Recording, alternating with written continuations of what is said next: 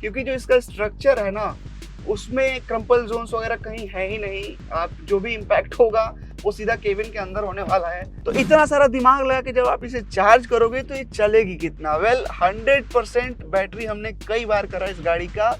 और मेरे driving style में मैं भाई थोड़ा सा मतलब कंजर्वेटिव मोड में ड्राइव नहीं करता हूँ, मैं फुल एकदम एंजॉय करते हुए ड्राइव करता हूँ। तो मुझे अप्रॉक्सीमेटली एक हाईलाइट मैं यहाँ पे आपको बताना चाहता हूँ टियागो के बारे में। इसका जो ऑटोमेटिक एसी है ना, बहुत ही कमाल का काम कर रहा है। अभी हम यहाँ पे धूप में शूट कर रहे हैं, तो जैसा कि मैंने आपको पहले भी बताया था, कॉमेट का जो बड़ा बड़ा ग्लास एरिया है उसकी वजह से उसमें केबिन में गर्मी महसूस हो रही है। लेकिन इस गाड़ी में काफ़ी चिल माहौल है भाई। एसी ज़बरदस्त दिया है टाटा ने यहाँ पर।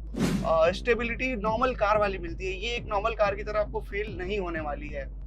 यूजुअली अगर आपने वैगन आर या फिर सेंट्रो टॉल बॉय डिज़ाइन वाली दूसरी गाड़ियाँ चलाई होंगी तो थोड़ा बहुत उसी तरह का फील आपको यहाँ पे मिलने वाला है। एक बहुत ही प्रसिद्ध कहावत है, परिवर्तन ही संसार का नियम है। और आजकल ऑटोमोबाइल जगत में जो सबसे बड़ा परिवर्तन हो रहा है वो ये हो रहा है कि सारी गाड़ियां, सारे ही ब्रांड्स इलेक्ट्रिक मोबिलिटी को बहुत ज़्यादा बढ़ावा दे रहे हैं। तो वेल, अगर आप भी इस बदलती हुई दुनिया के साथ बदलने का मन बना रहे हैं तो इनिशियली जो दो गाड़ियां आपका सबसे ज़्यादा ध्यान आकर्षित करने वाली हैं, आज वो दोनों ही हमारे पास में मौजूद हैं। ये है 2025 टाटा टियागो ईवी और ये है MG कॉमेट ईवी। ये दोनों ही एंट्री लेवल ईवीज हैं और आज इन दोनों का एक डिटेल कंपैरिजन हम आपके लिए करने वाले हैं, ताकि आप इजीली डिसाइड कर पाओ कि इन दोनों में से बेस्ट गाड़ी आपके लिए कौन सी होने वाली है। मेरा नाम अर्पित है, आप देख रहे हैं हार्डवायर। चलो भाई, इन दोनों ही एंट्री लेवल ईवीज का डिटेल कंपैरिजन वीडियो शुरू करते हैं।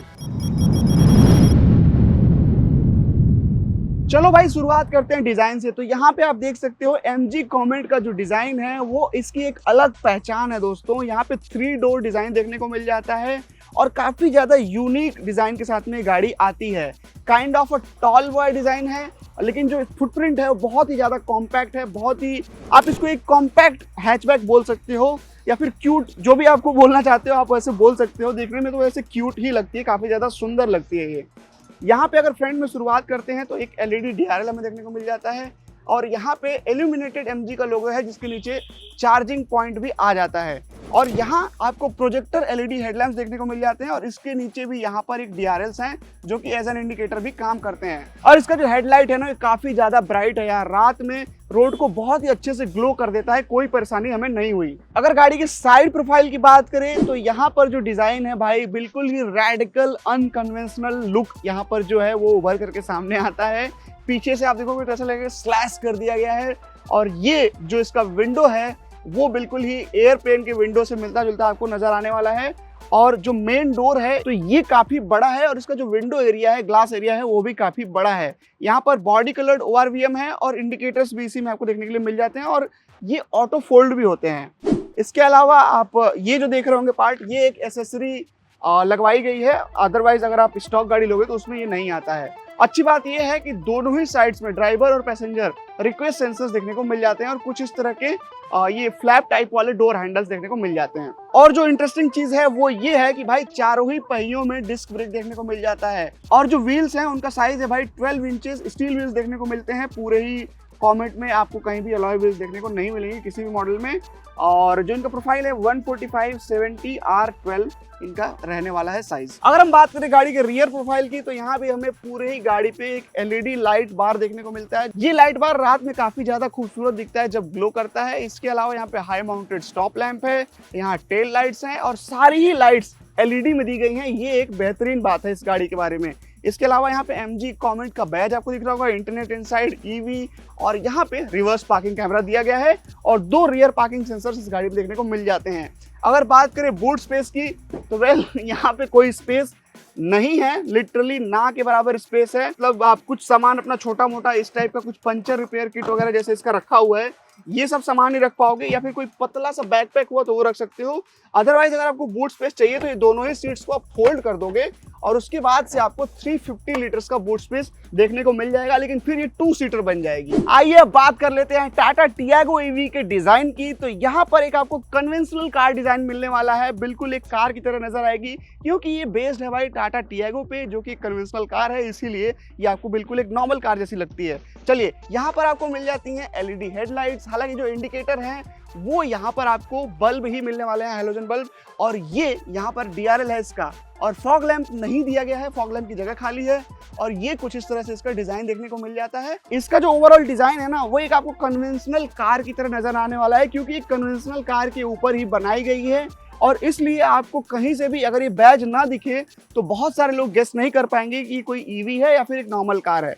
तो ये नॉर्मल कार की तरह दिखती है और 5 डोर्स आते हैं। तो यहाँ पे आप रियर में अगर आपको बैठना है तो रियर डोर को ओपन करके आसानी से आप इसमें एंट्री ले सकते हो। तो कुछ इस तरह से इसका ओवरऑल फुटप्रिंट, ओवरऑल डिजाइन निकल करके सामने आता है। टियागो ईवी का रियर प्रोफाइल का डिजाइन भी काफी सिंपल एंड सोबर है। यहाँ पे high mounted stop lamp, rear defoggers, rear wiper, Tata logo, tiago.ev की बैजिंग, रिक्वेस्ट सेंसर, और यहाँ पर रिवर्स पार्किंग कैमरा दे दिया गया है along with 2 rear parking sensors. यहाँ बात करें अगर बूट स्पेस की तो वो भाई ज्यादा मिलने वाला है, 240 लीटर्स का यहाँ पे बूट स्पेस मिलता है, और रियर सीट्स ये भी फोल्ड हो जाती हैं, तो उसके बाद से तो काफी ज्यादा स्पेस बन जाएगा। एक पार्सल ट्रे भी है, और स्पेयर टायर इसमें भी नहीं मिलता है, इसमें भी आपको पंचर रिपेयर किट ही मिलने वाली है। अगर बात करें यहाँ पे लाइट्स की तो यहाँ पे जितनी भी टेल लाइट्स हैं वो सारी हैलोजन है, यहाँ पर कोई LED यूज नहीं किया गया है। इसके साइड प्रोफाइल में भी आप देखोगे तो यहाँ पे स्टील व्हील्स ही मिलते हैं। हालांकि यहाँ पे जो साइज है वो काफी बड़ा है, 175/65 R14 यानी 14 इंच के यहाँ पे स्टील रिम्स देखने को मिलते हैं।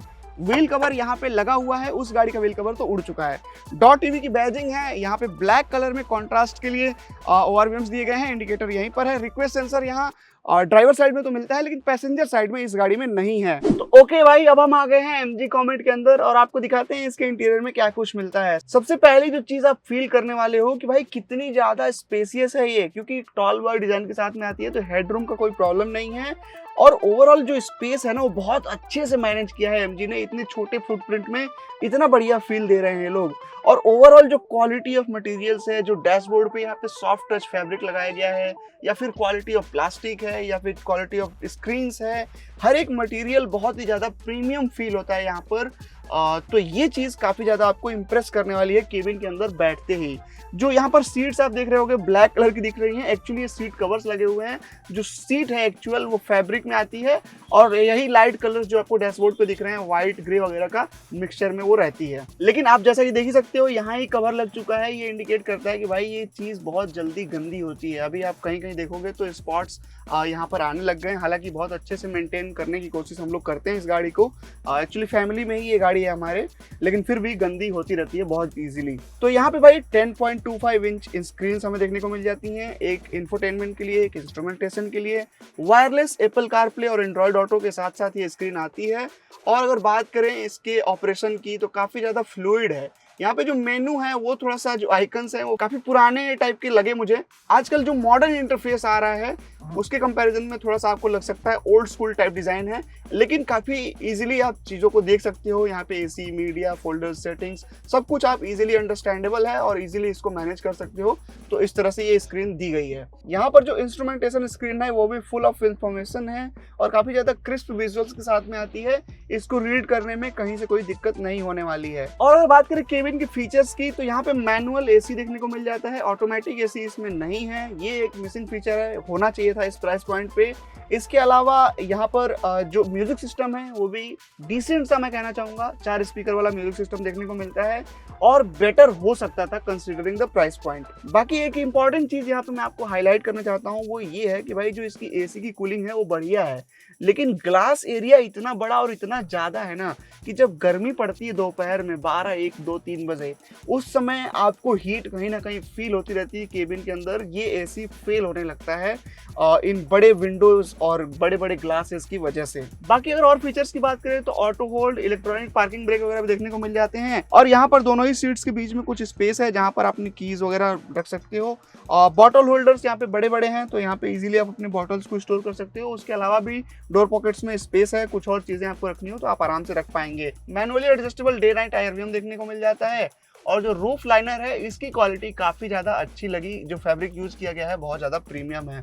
तो ओवरऑल इंटीरियर में आपको फीचर्स भरपूर मिलने वाले हैं और जो इंटीरियर की फील है वो बढ़िया आने वाली है अंदर बैठने के बाद। तो भाई MG कॉमेंट का साइज देखकर बहुत लोग कंफ्यूज रहते हैं, लेकिन कंफ्यूजन की कोई बात नहीं है। ये एक प्रॉपर 4 सीटर है। आइए मैं आपको दिखाता हूँ। इसकी रियर सीट्स को एक्सेस करने के लिए इस लीवर को ऐसे खींचना है और ये सीट अपने आप आगे चली जाती है और इसके बाद आप आकर के आराम से यहाँ पर बैठ जाते हो और जो स्पेस है वो आपको डिसेंट, मैं कहना चाहूंगा कि डिसेंट स्पेस मिलता है। तो अभी आप देख पा रहे होगे मैं रियर सीट में बैठा हुआ हूँ और मुझे कोई प्रॉब्लम खासा नहीं हो रही है। अंडर थाई सपोर्ट यहाँ पे कम है क्योंकि फ्लोर काफी ऊंचा है। हेडरूम प्लेंटी है, हेडरूम की कोई प्रॉब्लम आपको नहीं होने वाली है। और रिक्लाइन एंगल भी थोड़ा सा अपराइट है। बाकी हाइट, अगर आपके ड्राइवर या जो को पैसेंजर आगे बैठे होंगे उनकी हाइट 5'8" तक भी है तो आप इजीली कंफर्टेबल रहने वाले हो। पीछे आपको एनफ लेग रूम और नी रूम मिलने वाला है, ये बिल्कुल भी आपको दिक्कत नहीं देगी। सिटी की जो राइड्स हैं उसको 4 लोग इस गाड़ी में आसानी से बैठ करके कर सकते हैं। ऑल राइट भाई, अब हम आ गए हैं टियागो के अंदर। तो यहाँ पर आप देख सकते हो कि काफी ज्यादा आपको एक फेमिलियर सी फीलिंग आएगी। कोई भी कार आप ड्राइव करते होगे तो वैसा ही आपको फील आने वाला है इंटीरियर्स के लेआउट का। यहाँ पर आपको सेंट्रली माउंटेड 10.25 इंच का इंफोटेनमेंट स्क्रीन मिल जाता है। इसमें भी आपको wireless Android auto, Apple CarPlay के साथ साथ 4 स्पीकर वाला म्यूजिक सिस्टम भी देखने को मिल जाता है और ऑपरेट करने में बहुत ज़्यादा ये भी स्मूथ है। इसके जो आइकन्स वगैरह हैं, जो मेन्यू के आइकन्स हैं, वो काफ़ी ज़्यादा फंकी और काफ़ी ज़्यादा मॉडर्न दिखते हैं। ओवरऑल जो यूआई है इसकी काफ़ी मुझे बेटर लगी इन टर्म्स ऑफ फील। इसके अलावा अगर फीचर्स की बात करें तो यहाँ पर आपको ऑटोमेटिक एसी देखने को मिल जाता है और इस गाड़ी में आपको क्रूज कंट्रोल भी देखने को मिलेगा। हालांकि बहुत ही लिमिटेड यूजेबिलिटी है इसकी, आगे हम बात करेंगे ड्राइव करते हुए। और इसके अलावा यहाँ पर 45 वाट का type C fast charging port है, 12 वोल्ट का सॉकेट है, यूएसबी पोर्ट है। और इसके अलावा जो हैंड ब्रेक है इस गाड़ी में वो मैनुअल देखने को मिलता है और कुछ कप होल्डर्स है जो कि छोटे छोटे हैं। 1 लीटर का बॉटल इसमें आप फिट नहीं कर पाओगे। जो फ्रंट डोर पॉकेट्स हैं वो भी ½ लीटर की बॉटल को स्टोर करते हैं। इसके अलावा मैनुअली डे नाइट IRVM यहाँ भी देखने को मिल जाता है और जो रूफ लाइनर की अपॉल्स्ट्री है उसकी क्वालिटी और बेटर हो सकती थी।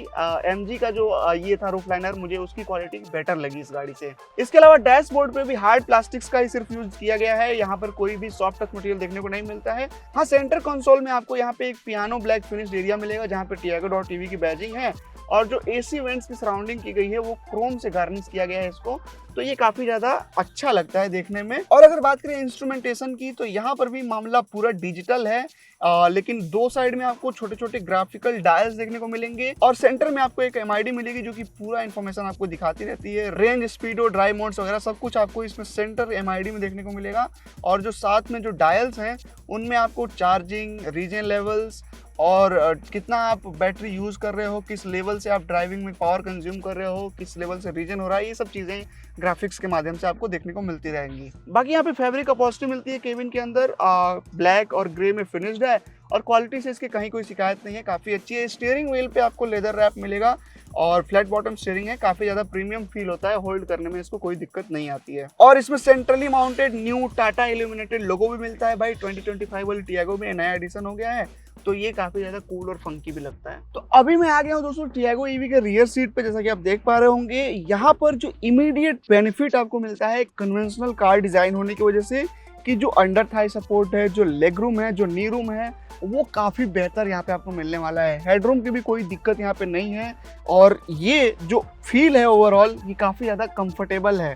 जो सीट्स वगैरह की कुशनिंग है वो भी बेटर है ऑब्वियसली यहाँ पर। और यहाँ पर जो रियर विंडोज दी गई हैं वो भी काफ़ी ज़्यादा बड़ी हैं तो कोई भी क्लास्ट्रोफोबिक फीलिंग आपको नहीं आने वाली है। और यहाँ पे सेंटर में आपको एक बॉटल होल्डर देखने को मिल जाता है। इसके अलावा डोर पैड्स में भी पीछे की तरफ आप 1 लीटर की बॉटल्स को आसानी से होल्ड कर सकते हैं। तो भाई अभी ड्राइविंग शुरू करते हैं टाटा Tiago.ev की। और यहाँ पर इमीडिएटली आपको जो नोटिस होंगी चीज़ें वो ये हैं कि इसका जो रोड मैनर है ना वो बिल्कुल ही एक कन्वेंशनल कार की तरह है। यहाँ पर आपको फील नहीं होगा कभी भी कि आप एक कुछ अलग से ईवी ड्राइव कर रहे हो, तो ये चीज़ है। हालांकि जो इसकी परफॉर्मेंस है उससे आपको डेफिनेटली फील होगा कि आप एक काफ़ी ज़्यादा पावरफुल कार ड्राइव कर रहे हैं।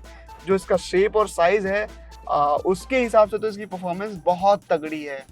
और यहाँ पर अगर मैं आपको रेफरेंस के लिए बताऊँ तो आपने 15-20 लाख रुपए की कोई पेट्रोल या डीजल टर्बो वाली कार ड्राइव करी होगी तो उसके जैसा परफॉर्मेंस यहाँ पे आपको मिलने वाला है। और यहाँ पर बात करें अगर फीचर्स की तो 2 ड्राइविंग मोड्स मिल जाते हैं इसमें, सिटी और स्पोर्ट। तो सिटी मोड में भी काफ़ी अच्छा परफॉर्म करती है और सिटी में यूजुअली जब आप ड्राइव करोगे तो उसमें भी काफ़ी ज़्यादा आपको पंच मिलने वाला है इस मोड में। और जो स्पोर्ट मोड है वो काफ़ी ज़्यादा स्पोर्टी है, पूरा पोटेंशियल गाड़ी का अनलॉक हो जाता है उस मोड में। और हाईवे पे या फिर सिटी में कहीं भी ड्राइव करते समय अगर आपको फन करना है तो आप स्पोर्ट मोड को सिलेक्ट कर सकते हो। परफॉर्मेंस फिगर्स की अगर बात करें तो 74 HP की पावर और 110 Nm का टॉर्क गाड़ी बनाती है। 0 to 60 की टाइमिंग है 5.7 सेकेंड्स और 0 to 100 की जो टाइमिंग है वो 13 सेकंड के आसपास की है। और जो इलेक्ट्रॉनिकली लिमिटेड इसकी टॉप स्पीड है वो है 120 किलोमीटर पर आवर। तो ये जो परफॉर्मेंस फिगर्स है ना वो काफी ज्यादा इंप्रेसिव हैं एक हैचबैक्स के हिसाब से। बाकी यार गाड़ी में फ्रंट में आपको डुअल डिस्क और रियर में ड्रम ब्रेक्स का सेटअप देखने को मिल जाता है। ABS, EBD, twin air bags जैसे बेसिक नेसेसरी फीचर सारे ही मिल जाते हैं। और ग्लोबल एनकैप ने इस गाड़ी को 5 में से 4 स्टार्स की रेटिंग भी दे रखी है, तो काफी सेफ है ये। सेफ्टी यहाँ पे बिल्कुल सॉर्टेड है, उसका आपको टेंशन लेना ही नहीं है। बाकी अगर बात करें गाड़ी की राइड क्वालिटी वगैरह की ना, तो उसमें भी ये गाड़ी ने काफी ज्यादा मुझे इम्प्रेस किया है भाई। एकदम स्टेबल रहती है गाड़ी हाईवे पे या फिर सिटी रोड्स में, कहीं पे भी खराब रास्ते हो वहां पर भी। इसका जो सस्पेंशन और इन सीट्स का कॉम्बिनेशन है ना बहुत ज्यादा कंफर्टेबल है, बिल्कुल ही प्लस राइड क्वालिटी रहती है। और ऐसा भी नहीं है कि बिल्कुल ही सॉफ्ट सस्पेंशन दे दिया हो, काफी फर्म है वो। हाई स्पीड पे जब आप इसको हाईवे पे कॉर्नर्स में ले जाते हो या फिर माउंटेन के रोड्स पे ट्विस्टीज में ले जाते हो तो गाड़ी बहुत ज्यादा स्टेबल रहती है। कोई भी बॉडी रोल वगैरह कुछ भी यहाँ पे देखने को बिल्कुल भी नहीं मिलता है। तो भाई 24 किलोवाट आवर की बड़ी बैटरी है, तो चार्ज करने में कितना टाइम लगता होगा? वेल, अगर आप 3.3 किलोवाट वाले या फिर 15 एम्पियर प्लग में कहीं लगा करके इसको चार्ज करते हो ना, तो ये ले लेगी भाई 8.7 आवर्स का टाइम 10 to 100% चार्ज होने में। और वहीं अगर आपके पास 7.2 किलोवाट वाले चार्जर का एक्सेस है या आपने खरीद रखा है या फिर कहीं पब्लिक प्लेस पे आप चार्ज कर रहे हो, तो वहां पर इसको लगेंगे 3.6 आवर्स 10 to 100% के लिए। और अगर DC फास्ट चार्जिंग का आप यूज करते हैं तो ये 58 मिनट्स में 10 to 80% चार्ज हो सकती है वहां पर। लेकिन मैं आपको रिकमेंड करूंगा कि भाई आप अपने घर पे ही चार्ज करें तो ज्यादा किफायती रहेगा। रनिंग कॉस्ट आपकी 1 रुपए पर किलोमीटर या उससे भी कम आ सकती है। आपके यहाँ इलेक्ट्रिसिटी के जो रेट होंगे उसके ऊपर डिपेंड करता है। और बाकी DC फास्ट चार्जिंग तो बहुत एक्सपेंसिव है, उसका यूज आप केवल इमरजेंसी में ही करें तो ज्यादा बेहतर होगा, किफायती होगा आपके लिए। तो इतना सारा दिमाग लगा के जब आप इसे चार्ज करोगे तो ये चलेगी कितना? वेल, 100% बैटरी हमने कई बार करा इस गाड़ी का। और मेरे ड्राइविंग स्टाइल में मैं भाई थोड़ा सा मतलब कंजर्वेटिव मोड में ड्राइव नहीं करता हूँ, मैं फुल एकदम एंजॉय करते हुए ड्राइव करता हूँ। तो मुझे अप्रोक्सीमेटली 150-160 किलोमीटर की रेंज ये गाड़ी कंसिस्टेंट डिलीवर कर रही है, तो ये मेरे लिए है। लेकिन अगर आपका ड्राइविंग स्टाइल थोड़ा अलग है, आप थोड़ा सा आराम से चलाते होगे, तो इजीली 200 किलोमीटर्स 180 to 200 किलोमीटर्स तक की रेंज भी इस गाड़ी से निकाली जा सकती है। मैं भी अगर इसको सिर्फ और सिर्फ सिटी मोड में ही चलाऊं और बिल्कुल प्यार से चलाऊं तो इजीली मैं भी वो रेंज निकाल सकता हूं। इसीलिए मैं आपको बता रहा हूं कि वो रेंज भी इसमें पॉसिबल है कि आप 180 से 200 के बीच में भी रेंज निकाल लें। तो ये था भाई, क्योंकि भाई मैं अभी तक इस गाड़ी को काफी ज्यादा ड्राइव कर चुका हूं, तो मैं आपको अपने रियल लाइफ एक्सपीरियंस से बता पा रहा हूं। जो क्लेम्ड रेंज है वो तो 293 किलोमीटर्स का है, लेकिन टाटा का भी कहना है कि 205 किलोमीटर तक की रेंज ये गाड़ी दे सकती है, जो कि कहीं ना कहीं काफी ज्यादा सही मुझे लगा। अब चूंकि ये एक ईवी है तो इसमें रीजनरेटिव ब्रेकिंग भी देखने को मिल जाता है। 3 लेवल्स हैं उसके, तो तीनों ही लेवल्स को आप यूज कर सकते हो। मेरा जो रिकमेंडेड रहेगा भाई कि कम से कम आप लेवल 1 तो हमेशा ही ऑन रखो, उसको ऑफ मत किया करो। और लेवल 2 आप सिटी में यूज करो और लेवल 3 एकदम ही स्टॉप गो वाले ट्रैफिक में आप यूज करें, क्योंकि लेवल 3 अचानक से आपको ब्रेक जैसा फील होगा। तो हाईवे पे हो सकता है कि आपको कभी वो ध्यान ना रहे और अजीब सा फील होने लग जाए कि भाई अचानक ब्रेक क्यों लग रहा है। तो इस तरह का आप जैसे ही यूज टू हो जाओगे ना, तो आप खुद ही समझ जाओगे कि कब कौन सा वाला लेवल आपको यूज करना है। तो वहां से भी थोड़ी बहुत आपकी बैटरी कंजर्व होती रहती है। एक हाईलाइट मैं यहाँ पे आपको बताना चाहता हूँ टियागो के बारे में, इसका जो ऑटोमेटिक एसी है ना बहुत ही कमाल का काम कर रहा है। अभी हम यहाँ पे धूप में शूट कर रहे हैं, तो जैसा कि मैंने आपको पहले भी बताया था, कॉमेट का जो बड़ा बड़ा ग्लास एरिया है उसकी वजह से उसमें केबिन में गर्मी महसूस हो रही है, लेकिन इस गाड़ी में काफी चिल माहौल है भाई। एसी जबरदस्त दिया है टाटा ने यहाँ पर। तो अब स्टार्ट करते हैं MG कॉमेट की ड्राइविंग को। और इमीडिएटली जो चीज मैं नोटिस करता हूँ ना, जो इसका ड्राइव सेलेक्टर डायल है वो काफी ज्यादा टेक्टाइल फील के साथ में आता है, और जो टियागो में डायल मिलता है उसके मुकाबले मुझे काफी ज्यादा प्रीमियम लगा। तो चलो अब इसको सेलेक्ट करते हैं और लगाते हैं इसको इकोनॉमी मोड में। इकोनॉमी, नॉर्मल और स्पोर्ट्स 3 मोड है यहाँ पर। सबसे पहले इकोनॉमी से शुरू करते हैं ड्राइविंग। तो कुछ इस तरह से गाड़ी इजीली धीरे धीरे चलना शुरू हो जाती है इको मोड में। और ओ हो तो दोस्तों यहाँ पे ऑन पेपर अगर बात करें तो कॉमेट ईवी बनाती है 44 HP और 110 न्यूटन मीटर्स। तो ये जो पावर फिगर्स हैं आपको काफी कम लग रहे होंगे, लेकिन आपको बताना चाहता हूँ इसका वेट भी काफी कम है। 873 kg वेट है सिर्फ इस गाड़ी का। और जो इसका फुटप्रिंट है, जो इसका ओवरऑल शेप है, वो सब कुछ बिल्कुल छोटा है, हल्की है। तो ये जो पावर है ना, काफ़ी ज़्यादा फील होती है आपको। इको मोड में भी मुझे अच्छा खासा पंच मिल रहा है। अब मैं शिफ्ट करता हूँ इसको नॉर्मल मोड में, तो अगेन यहाँ पे थोड़ा सा बूस्ट मिल रहा है, लेकिन ये भी काफ़ी नॉर्मल है, मतलब ऐसा आपको कुछ बहुत फास्ट नहीं फील होने वाला है। एक चीज़ इमीडिएटली जो नोटिस कर पा रहा हूँ मैं, वो ये है कि यहाँ पर रोड नॉइज बहुत ज़्यादा है इन कंपैरिजन टू टियागो, कि टियागो का केबिन बहुत ज़्यादा इंसुलेटेड है, इसमें रोड नॉइज मुझे बहुत ज़्यादा फील हो रहा है। ऑल राइट, अब लगाते हैं भाई इसको स्पोर्ट्स मोड में। स्पोर्ट्स मोड में मैंने लगा दिया है एंड नाउ यस अब पूरा फील हो रहा है मुझे कि हाँ भाई, मैं कुछ पावरफुल व्हीकल ड्राइव कर रहा हूँ। हालांकि उतना पावरफुल ये है नहीं और उतनी तेजी से इसको चलाना भी नहीं चाहिए, क्योंकि जो राइड क्वालिटी है ना, वो हमेशा ही अनस्टेबल है due to its design and the overall shape. ये कभी भी एकदम रॉक सॉलिड स्टेबल नहीं फील होती है, जबकि टियागो में आपको स्टेबिलिटी नॉर्मल कार वाली मिलती है। ये एक नॉर्मल कार की तरह आपको फील नहीं होने वाली है। यूजुअली अगर आपने वैगन आर या फिर सेंट्रो टॉल बॉय डिजाइन वाली दूसरी गाड़ियां चलाई होंगी, तो थोड़ा बहुत उसी तरह का फील आपको यहाँ पे मिलने वाला है।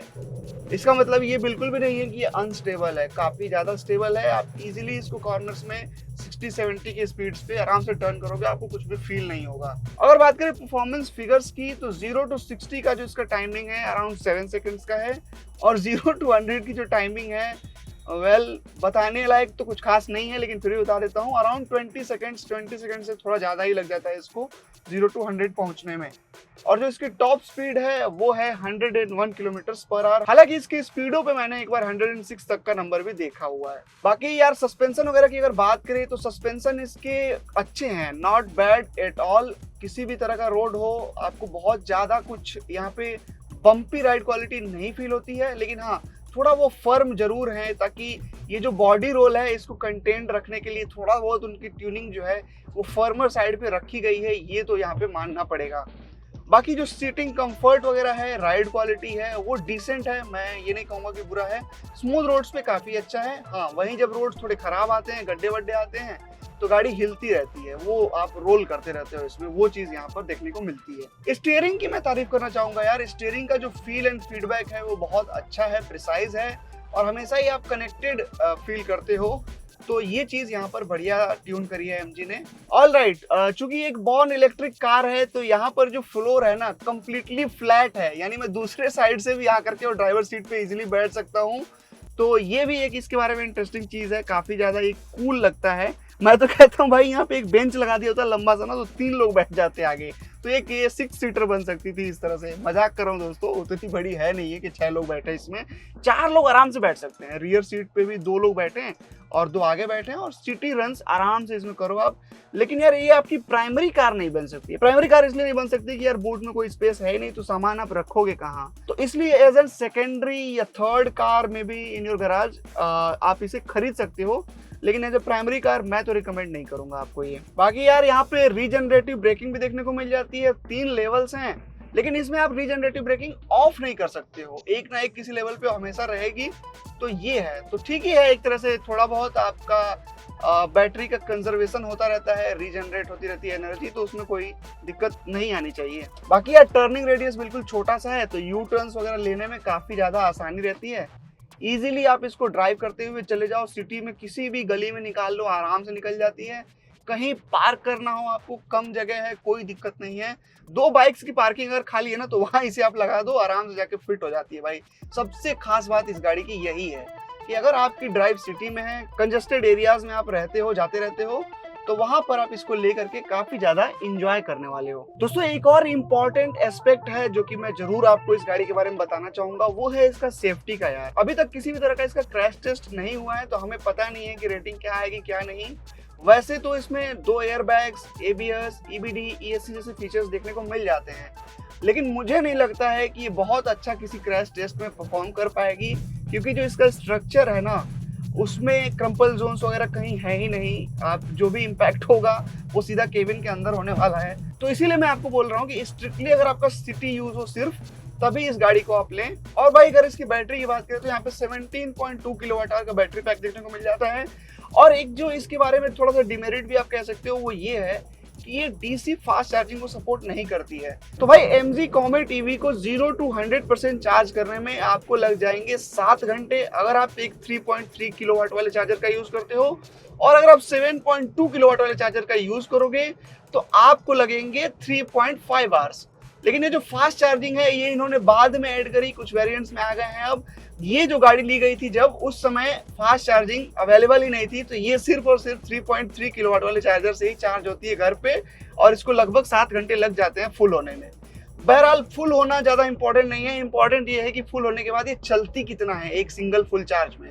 तो भाई क्लेम तो करा है 230 किलोमीटर, लेकिन अगेन जैसा कि ज्यादातर ईवीज में देखा गया है, इसको भी अगर आप फन करते हुए ड्राइव करोगे तो 150-160 चलने वाली है, और अगर बहुत ही इजी, बहुत ही प्यार से पोलाइटली चलाओगे तो 180 से 200 के आसपास चल जाएगी। तो इसका रेंज यही रहने वाला है भाई, 180 से 200 किलोमीटर के आसपास ही चलेगी ये फुल चार्ज में। तो चलो भाई अब बात कर लेते हैं कि किसको MG कॉमेट लेनी चाहिए और किसको टाटा टियागो EV लेनी चाहिए। वेल, अगर आपने वीडियो पूरा ध्यान से देखा है तो आपने अभी तक समझ ही लिया होगा कि आपके लिए कौन सी बेस्ट है।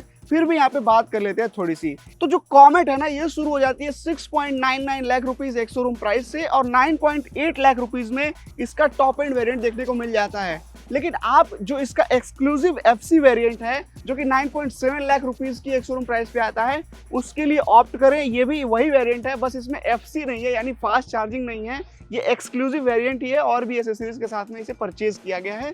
तो आपने देखा ही होगा पूरी फीचर लोडेड है गाड़ी, कहीं भी कोई फीचर्स में कमी नहीं है। तो अगर आप एक कॉलेज गोइंग स्टूडेंट हैं या फिर कोई आप पेरेंट हैं जो कि ये वीडियो देख रहे हैं और अपने बच्चे को आप दिलाना चाहते हैं कॉलेज जाने आने के लिए, तो आप ये गाड़ी ले सकते हो। लेकिन शर्त यहाँ पे ये है कि आपकी सेकंड या थर्ड कार होनी चाहिए, फर्स्ट कार ये कभी नहीं हो सकती है।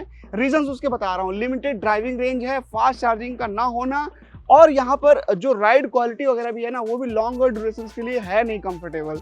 तो आप सिंपली अगर एक सेकंड या थर्ड कार की तलाश में है सिटी में सिर्फ चलाने के लिए, तो आप ले सकते हैं MG कॉमेट EV को। और वहीं अगर बात करें टियागो EV की, तो इसकी प्राइसिंग शुरू होती है 7.99 लाख रुपीज एक शोरूम प्राइस से, और 11.14 में इसका टॉप एंड वेरिएंट आ जाता है। ये टॉप एंड वेरिएंट है, लेकिन आपको ये नहीं लेना है, आपको लेना है XT लॉन्ग रेंज वेरिएंट, जिसमें कि आपको फीचर्स और बाकी सारी चीजों का एक बेहतरीन कॉम्बिनेशन मिल जाता है। और आपको लॉन्ग रेंज में ही टियागो को खरीदना है, मीडियम रेंज वाला भूल से भी मत लेना। ये लॉन्ग रेंज वाली है तो भी जाकर के इसका रेंज 160 से 200 के बीच में निकल रहा है। मीडियम रेंज ले लोगे तो बहुत कम रेंज मिलेगी आपको।